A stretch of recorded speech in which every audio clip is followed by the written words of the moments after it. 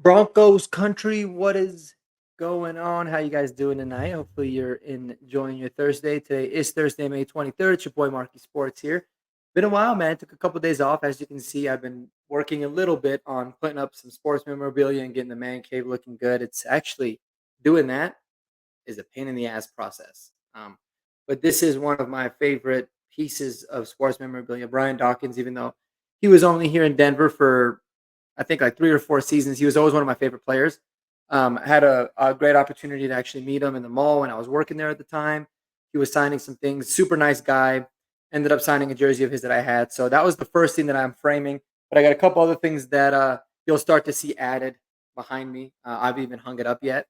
But that's why that's there. So it's not like I'm just trying to add something cheesy to the background, but I did want to show y'all because I'm pretty pumped up about it. So but anyways, man, I took a couple of days off of this, and now I'm super excited to get into into a lot of the Broncos news, and then getting into the fantasy like I talked about before. So you guys, if you haven't already, please like the video, comment. I love to interact with you guys. It's been some awesome comments on some videos lately, and always appreciate building out the community.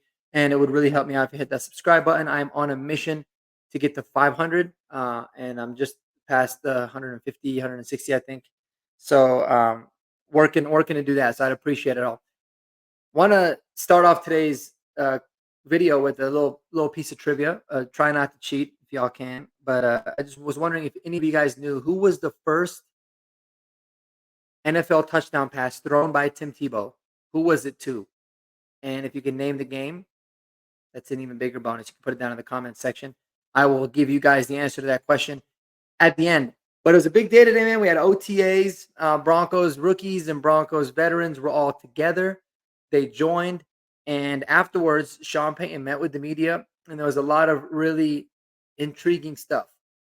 But one of the big things, and something that I talked about in my X Factors video, something that I talked about with a lot of people on Twitter, Marky_sports, if you want to follow me on there. But I talked to a lot of people on them, and it was Lucas Krull. And I really do believe the lack of drafting another tight end, not really going after anybody in free agency in the tight end market, besides bringing Troutman back.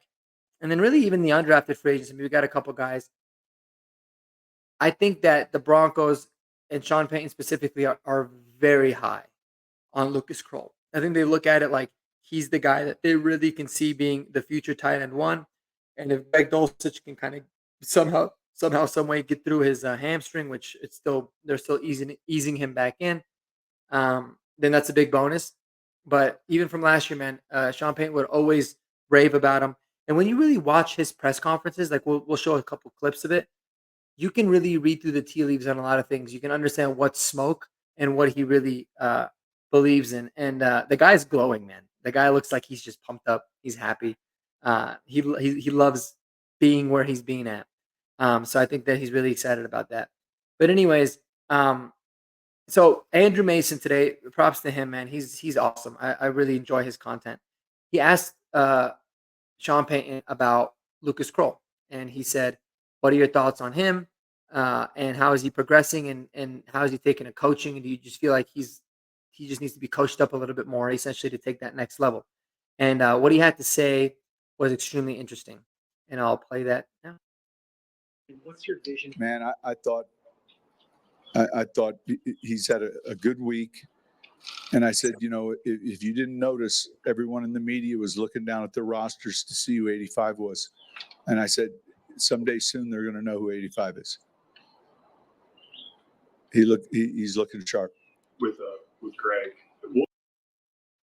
And I'll tell you guys what, that's something that was interesting. Is not only can you see he went out of his way to go above and beyond the question. Instead of just saying, just like the other players, he's coming along. It's going to be good for him. He's still a young guy. He was like he had a fire in his eyes when he's like, you can tell other people are looking at him and saying, "Who the hell is 85? He looks great. He looks super sharp." There was no coach speak there. It was very much. And if you watch the entire press conference, there were certain times where he's like, "Yeah, he's coming along good. I think he looks solid." And then the reporters kind of had to press him a little bit more to get some answers out of him. Like Zach Wilson was one of the questions that I was asked about earlier in that press conference. But with Lucas Krull, he was like, the dude looks amazing.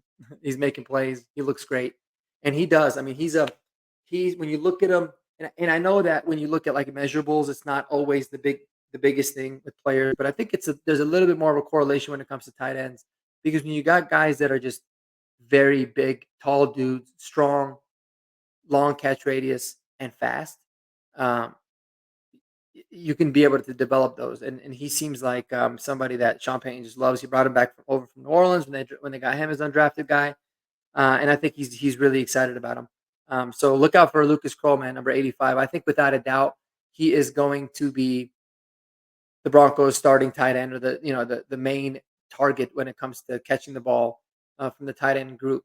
And now, obviously, on paper, it's not a strong group at all, but there's a lot of guys that you think there's a lot of good potential with.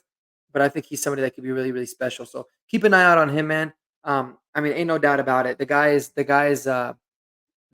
just oozes with talent, and as we know, and as history has shown, tight ends they take longer than other positions to develop because coaches in the NFL are adamant about you need to be able to block. You don't have to be this elite blocker, but you have to be able to block because if you don't, then your position as a tight end, you might as well just end up being a receiver, and it kind of completely makes everything irrelevant because now you're tipping your hand a lot. The tight end position is very important because you want to be able to say we have a tight end out there, and you have no idea if we're gonna run the ball, if we're gonna pass the ball because we can do both. So he's going to take a little bit of time to be able to develop. And listen, he's 25 years old. He's been in the league now for a couple of years, but the first time he's actually even played in a game was last season. And so that was the big, that's the big thing. I mean, he only has 8 catches in his career, 95 yards and a touchdown. He's only played for a few games, so it's not like he's got a lot of playtime under his belt, but I think he's really embraced that opportunity. He could take that next stride because all you need to do is be like, man, I know I can do it. So it's 8 games. He's played in 8 games. He knows that he can do it, and that confidence can be able to take him to another level. And Sean Payton's proven that he knows how to not only find diamond in the rough type of tight ends, but really be able to maximize them. If you just look at his track record, he's done a lot of that. I mean, he even made Jeremy Shockey have all pro type of years back in the day as well. So super excited about it. I want to know what you guys think. What you guys think about Lucas Krull? Do you feel like he's going to be the starting tight end? And also, in addition to that, even if there is a healthy Greg Dulcich, how do you think that they stack up? Do you think Greg's going to, you know, be the kind of leader in the clubhouse when it comes to routes run and balls caught, or you think it's still Lucas Krull? Because I really do think it's Lucas Krull still. He's got a lot of good things going for him. But let me know what you guys think in the comments. I appreciate you guys all. Hopefully, you'll you'll continue to follow along and enjoy some of the new content that we got coming up because I've been working hard on it. It's just why I haven't posted in a couple of days because I've just been really prepping up some things aside from the memorabilia that I've been prepping. There's been a lot of spreadsheets and data and all this kind of stuff that I'm pulling. I'm super excited to share with you guys all.